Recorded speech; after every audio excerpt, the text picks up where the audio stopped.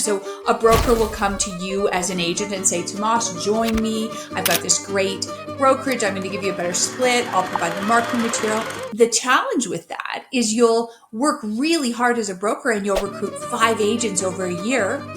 And then the next day, 7 will walk out the door. I'm really curious on what's the process that goes around an actual valuation to get into a precise number. And I'm curious about the reaction of the brokers to that. Is it a positive or a negative one? I had a real estate broker in Florida whose son-in-law did the valuation. Son-in-law Tomas was in tech. So of course, he took the top line and just put a multiple on it. Well, that's not how we value real estate brokerages. We value real estate brokerages based on what they spit out in cash that you can actually spend after expenses. And so the poor fellow was told it was worth 3 when it was actually worth 1. That's Norma Rawlings, President of BrokerVMA Inc. and one of the most grounded experts we've met in real estate mergers and acquisitions. For more than 20 years, she's been helping brokerage owners do something most never even consider: sell their business.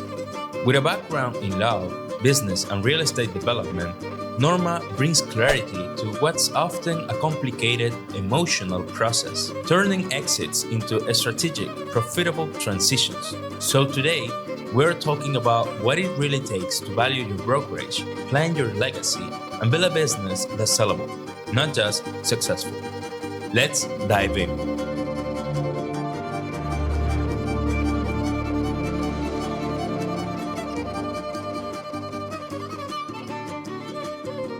Norma, you've had such a diverse journey from law to real estate development to mergers and acquisitions. How did this path evolve into you today as the broker of BrokerVMA? Complete happenstance, Tomas, which is, I think, how it sounds like your journey perhaps is similar. You spend some time in certain places and then you move on to other places. And I remember one of my husband's employers, when he was a young lawyer, said to him, just keep your mind open to opportunities and they will find you. And I believe that. So I would expect that's the answer to your question is happenstance and trying to stay open to opportunities. I mean, if only everyone was open to opportunities and get out of the comfort zone, right? But sometimes people do like to stay comfortable. So kudos to you for It's very being true. able to And see the better path. Along being open-minded on your journey, was there a defining moment when you realized the real need to help brokerages buy and sell each other, the right way?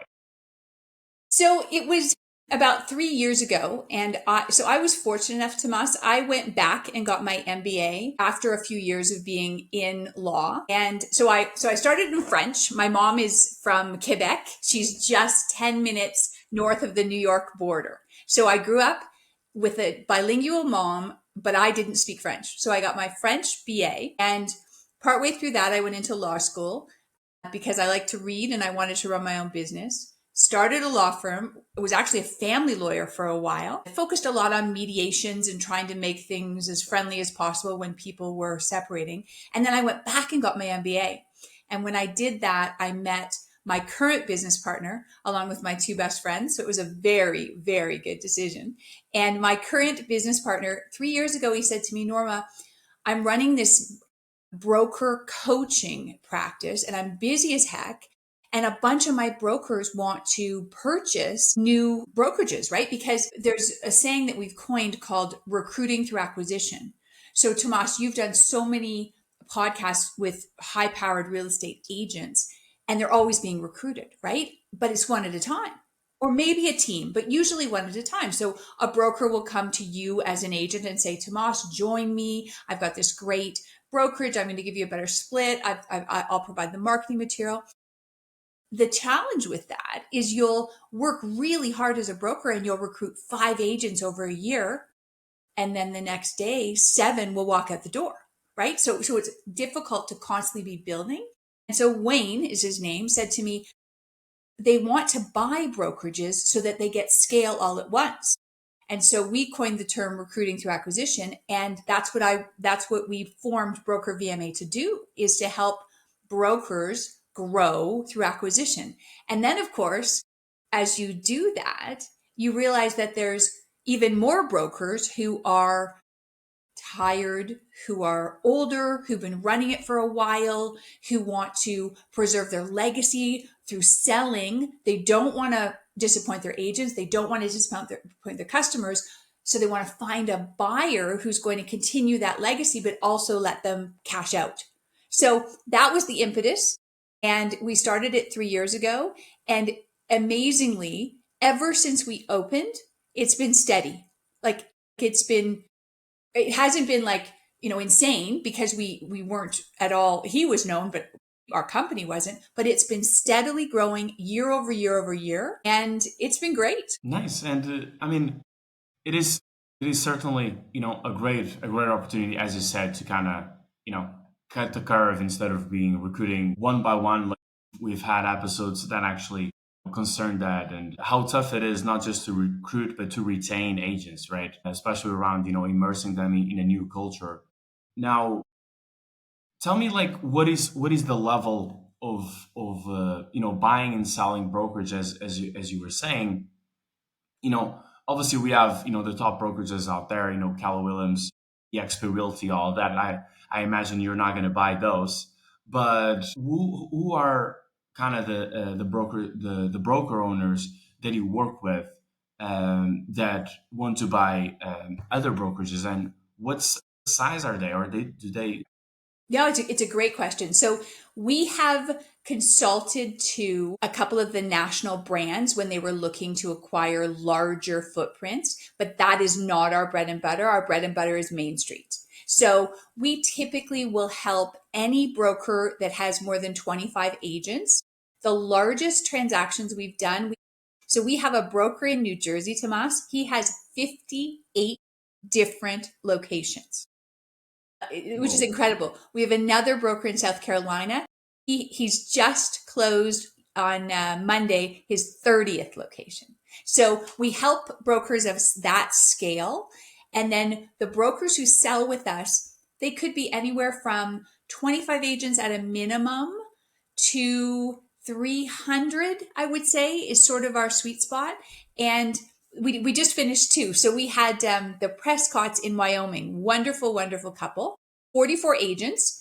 They have 3 children, all of them in their early 20s, all of them going to college outside of Wyoming and playing varsity sports. So Stephanie and Steve said, we want to exit. We don't want to exit because we don't like what we're doing, but we want to be untethered, unburdened. We want to be able to follow our kids and have fun and just sell. And so that was a transaction that we just recently closed. And the buyers were out of state, same brand, same values. Like the Prescotts are very much about family and faith. Same type of buyers come in, Tomas. Perfect transition. The agents like the new owners, and the Prescotts are able to go and enjoy their kids and still sell real estate, having sold their brokerage and their building. So that's the sort of transaction that makes me really, really happy. We did another one in Arizona a couple years ago. Howard Lean, very nice gentleman. He was purchased by about 120 agents when he sold. So what we typically do is we'll value it, and then we'll do a confidential sales process. And then the buyer in that case was our fellow who's now up to 58 locations, again, out of state buyer. And it's worked really, really well. It's an interesting process because we start our sales process with a valuation, because it kind of acts like a CIM, like a confidential bunch of information that someone who's looking to buy it doesn't have to then dig in and obtain. And so we start with evaluation, and then we do this confidential sales process where we'll approach the prospective purchasers anonymously, which is brilliant because you and I both know in this industry, you know far better than I do, given how long you've been doing your podcast, but confidentiality is really difficult to keep.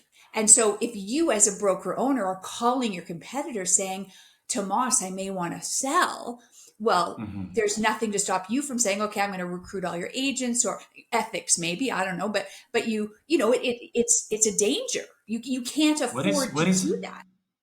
What is ethics? I don't think we have that in real estate here. I think the good ones do. And so the beauty of the confidentiality is that we can go to, if you say to me, okay, Norma, I want to sell in the next 90 days and I want to stay brand on brand, right? Which is the easiest. Well, I can approach 6 people and they'll have no idea that you're the one who wants to sell. So it's such a nice process, because then if I approach the first two, and let's say, Tomas, you say to me, I'd sort of like to stay in Valley for a little longer, Norma. I need at least $100,000 to do that down, right? If that's your parameter, then I can vet the prospective purchasers, right? So you'd say to them, okay, listen, Tomas wants a deal where 300,000 is the value, 100,000 down, 200,000 paid over the next 2 years. And then if the purchaser says, Norma, I can't do that, I only do roll-ins, that purchaser never knows who you are, because they never get to the stage of signing an NDA and receiving your valuation. So that's probably the best part of our process, is we can go out to the market without anyone knowing it's you. Nice. I'm really interested on the valuation part, and I'm curious to know whether do brokers think that their brokerage values more than actually does, or the opposite, right? Because maybe they never do it, right? They have a team, they have their broker's license, they recruit agents, they sell houses, right? When it comes to selling, maybe they have an idea. It was like, oh, I would sell for this, I would sell for that. But I'm really curious on what's the process that goes around an actual valuation to get into a precise number. And I'm curious about the reaction of the brokers to that. Is it a positive or a negative one? It's a great question, and it depends. So I had a real estate broker in Florida whose son-in-law did the valuation. Son-in-law Tomas was in tech. So of course he took the top line and just put a multiple on it. Well, that's not how we value real estate brokerages. We value real estate brokerages based on what they spit out in cash that you can actually spend after expenses. And so the poor fellow was told it was worth 3 when it was actually worth 1. So that's an example of someone being very disappointed with the valuation. I've had other situations where someone starts it 30, 40 years ago, never really thinking about the exit, right? They start it because they're a good salesperson. They don't want to be, they want to be their own boss. They start it, they grow it. All of a sudden they're sitting at 80 agents, 100 agents, 150 agents. And sometimes with them, when we do the valuation, they're delighted that someone will actually provide them with money for what they've built over that 30 or 40 years. So I've had both reactions, but there's general metrics. Like there's free valuation tools out there to give people a range, right? Which is great because it sort of gives you a sense. I receive phone calls from time to time from people saying, okay, I've got 50 agents. I'm in Idaho, our sales volume is about 250 million a year. What do you think I'm worth? And I can always give them a range, but if you're going to go to sell, you don't want a range. You want a specific valuation based on your exact numbers, adding back all the discretionary expenses, getting to what the cash is that you spit out a year, and then putting a multiple on that. So that's where, if they're actually interested in a process, we will do a valuation, which acts as our confidential information memorandum. Yeah, I mean that looks pretty straightforward, but I would imagine that people don't really know how to. I mean, our real estate agents can maybe guess the value of a house, right? They probably can't guess, the value of a brokerage without, proper valuation. Yes, I think there's metrics. Like we use about 20 metrics in our valuation reports. And there definitely are metrics, right? So most brokerages, the agents are worth anywhere from $5,000 to $15,000 per agent for the brokerage, right? And that's sort of a general range. But Tomas, we have luxury brokerages where the agents are worth $45,000 each. We have brokerages in small remote locations where the agents are worth $80,000 each, because again, some are very location specific, but if you get a broker in a decent sized town, urban area, 5 to 15,000 an agent is sort of one of the benchmarks that we use. And it helps a broker comprehend the order of magnitude that they're looking at. The other thing we look at is what do you spit out in cash every year? And as you know, right now it's difficult. Like right now, it's really hard to make money as a real estate broker. And if you're profitable, you're thrilled to be break even often right now. And so that value is, we often look at more gross margin and what sort of synergies would be created if your gross margin goes to a competitor of yours so that they can spread their costs across more agents, hence the recruiting through acquisition concept. But you're right, there's metrics that you can use, but it's not common knowledge. It's not, as you said, like you'd look at a house and say, okay, the beach house in Bali that I want to buy is, approximately 300, right? There, you can't do that with a brokerage. Yeah, you can ask your nephew to do a valuation for you. Well, you could. It'll just probably be inaccurate. It may disappoint you tremendously. Yeah. And yeah, we're talking about obviously, scaling and growing and scaling through acquisition. On the other side of the fence, obviously, it's, selling the brokerage, for owners that are thinking about selling and possibly even listening to this episode right now, like when do you think, or when do you advise is the right time to start preparing for an exit? So my best girlfriend married a German, and she lives in Germany, and her husband started a business, Tomas, as a nonprofit. So he ran it for 3 years, and one of his business advisors came to him and said, Matthias, how do you expect to sell this business if it's a nonprofit? Right? You've created a structure that is not going to have any value in 10 or 15 or 20 years. So he switched it over to a profit, kept the nonprofit, but did both, and did end up selling it within 15 years. So the best time to think about exiting your business is obviously when you start your business. None of us do that because you're so excited to start your business. You're just, thinking about growth. You're terrified about cash flow. You've got 300 square feet somewhere. You're trying to make a living, right? So the next best time to look at it is a few years before you want to sell or retire, because if you can put things in place like, let's say that your business also owns your real estate, right? Lots of companies have a brokerage and the building in one company. Well, if you're able to, a few years before you want to sell, you might want to work with the CPA and separate that out, because then it's easier for you to sell the brokerage and keep the building, or vice versa. Things like expenses. If you run all of your children through your brokerage and pay them salaries, that's great. That's wonderful that you're able to do that, right? But when you go to sell, that reduces the profit that you're showing and the cash that you're showing being generated by that business. So if you're looking to clean your books up a couple years before you want to sell, you can start to remove those discretionary expenses. So your business books show literally your business expenses. So those are two examples of how, if you have the time ahead of time, you can do some planning to make it a more seamless, easier process. Life, as you and I know, doesn't work that way. Sometimes things happen. You get sick, you have a grandbaby, you decide you're done one day, you don't want to carry the burden anymore. And typically we find that we will close a sale from the time that the client retains us to the time we sell is anywhere from 60 to 120 days.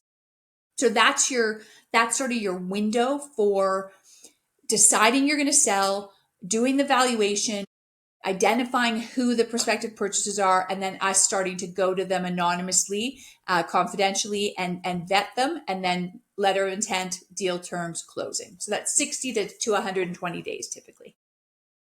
That's pretty quick though. Like Yeah. I would imagine for an enterprise like this, selling your own brokerage, obviously a lot of processes involved, contractual agreements involved. I would think it's more. So, I mean, it's good that you keep it to such a short period.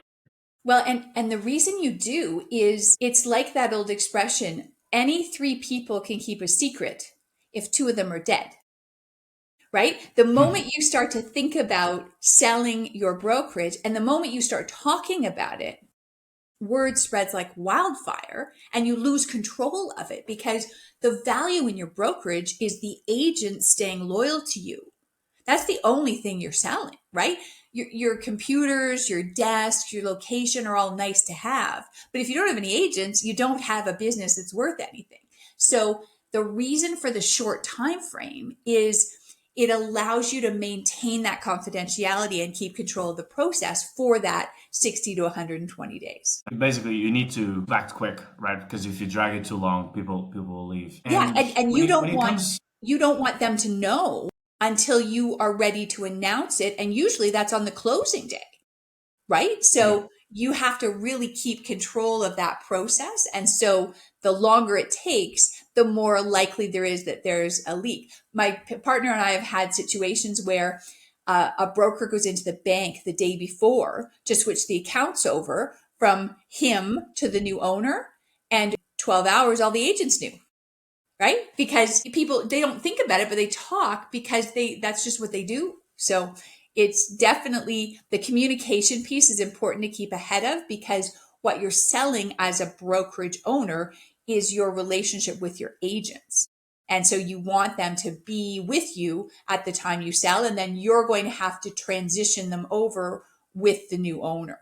It's not the sort of business where, and I don't know, the podcast business might be similar, because if you think about it, if you were to sell your podcast business, you probably would have to stick around for a year or two to transition over because you're the face of your business. Same idea with a broker, right? That broker is the reason the agents are there. The staff that he or she's hired are the reason the agents are there, the physical location, the contracts that they have in place. So if you're selling your brokerage, it's likely that you're going to have to stick around for anywhere from 3 months to 2 years to facilitate the transition of those agents and make sure that they're all okay with the new owner. yeah, that was exactly my next question, is on the actual aftermath of the closing and the overall onboarding of the new owners. So you're saying that the broker sticks around. Does he stick with the title that he has? Sometimes. Do you go through some procedures while the owners come for lunch sometimes? Yes. So he or she may stick around as broker of record for a period of time. So we have done a number of deals where they contract to stay as broker of record for the first year after transition, for sure. We've also done transactions where, and this is very common, they agree to stick around for the period of their payout as an agent. So they'll step back from being broker of record, but they'll stay as a selling agent and as the mentor of all the agents they recruited for the period of time of their payout. So if you think about it, if someone sells their brokerage and they get 25% down and 75% paid out over 3 years, which is a common structure, for 3 years, that person is there in some capacity. They don't have to carry the burden, but they have to show their face, be present, and just help with the transition of agents in the office. Because with all the agents that you've interviewed, you probably get a sense from them, they hate change. When they're in a situation that makes them happy, they don't want to move. They don't want to go someplace else. That's why, as we talked about earlier, recruiting and retention are two very difficult things, because to recruit a new agent means to make them make a change. And that's, as human beings, if we're in a situation that makes us content, even if it doesn't make us wildly happy, it's difficult for us to move or change or do anything different. So the piece about the agents, you want to keep everything the same for the first year. We call it grandfathering. So if I'm a new buyer and my split is different than the broker owner's split with the agents that I'm purchasing, I keep it the same for 12 months because I want to sell the value of my regime on the agent for that 12 months in the hope that I can then transition them to the new program if it's different than the old. So it's, yeah, I didn't even thought of that. That it is possible that, of course, some obligations and some agreements that they have, especially on the commission, right, or franchise fee or anything like that, it's possible that changes then as well. Yes. Oh, yeah. Like if you think about an ideal buyer, so if I'm a real estate broker, an ideal buyer of my business has a similar model to mine. right? Because then the agents are going to transition fairly seamlessly and may have the same brand. We do a lot of independent sales to brands. That's a very common transaction for us. We also do brand to brand. It's unusual for us to do brand to a new brand because that's a harder transition. We've done them, but they're messier. But if you're an independent, and we did this in Arizona, an independent sold to Engel and Volker. Well, you've got to convince the agents of the independent why they're paying Engel and Volker a fee each month. And that takes time, right? It takes you demonstrating the value that Engel and Volker brings to the table that you didn't have before. And so for a year, we generally recommend at least 6 months, but usually a year, we say leave everything the same. Even though it's not going to be as profitable for you as the buyer in the micro, in the macro, it means that you keep your agents, which is the whole reason for you buying the brokerage in the first place. And do you assist and do you help the BrokerVMA help along this process, or my partner just? My partner does. So my partner is Inner Circle Broker Coaching, Wayne, and he is quite brilliant at transition. I do not do transition. I do the deal. So I put together the deal, I close the deal, and then I say, good luck. I hope it works out really well. And then Wayne takes over and he does the heavy lifting on transition. And it's tough because you have to execute, right? The best deal, if it's not executed well, it doesn't provide the value that you want for both parties. And we always want a win-win transaction. So it's not like, I'm selling you a used car, Tomas, and I'm never going to see you again, right? It's not like I just walk away. This is a situation where I'm going to be in a relationship with you for 2 or 3 years minimum. So it has to be mutually beneficial. It has to be, joint incentives. You all have to want the same thing for it to work. And so I enjoy that aspect of the deal. I love putting that together where everybody's kind of, moving in the same direction, but it's Wayne's job to actually ensure it happens. So thankfully I don't have that headache. Yeah, he's the one that has to show face. Yes. But it makes, in the selling world, sometimes, people sell, it's like you got the signature, move on, right? Yes. And sometimes that can create some, openness to be not as careful with the sale, or not to even care about the success of the other person. And yes, you can't do that. You have to care about the success. Absolutely, because Norma. So the transparency piece to us is if I come to if I sell to you and then I go away, well, I'm only going to receive the first payment, because the next 3 payments generally, or the next 2 payments, are based on agents staying, cash flow performing, there being some sort of gross margin that I then am going to be paid off. Well, if I disappear, then the odds are the only thing I'm receiving is that initial payment that I got. So Wayne better do his job right. Exactly. And the 2 people, again, I create alignment, and then if they're both able to execute it, it works really well. And it's interesting because we've had some situations where in the 3 years we've been doing it, the people who bought and the people who sold are friends. And it's wonderful because you think about it, if you have someone with the same value set as you and you sell to them, there's a natural affinity to then become close to them sometimes. And so there's been some really nice friendships develop as a result of that buy-sell relationship. And most of them work really well. We've had a few that have not gone well post-transaction, but most of them work really well. Nice. And Norma, tell us, like, if someone is looking to buy a brokerage and, scale through acquisition, or if someone is looking for an exit, or even thinking about an exit, looking to sell their brokerage, how can they get a hold of you so they get the best advice? So we're one of about 3 or 4 players in the space in North America. I'm in Canada, my partner's in Florida, and our website, BrokerVMA.com, has all our contact information. That's the sort of the starting off point.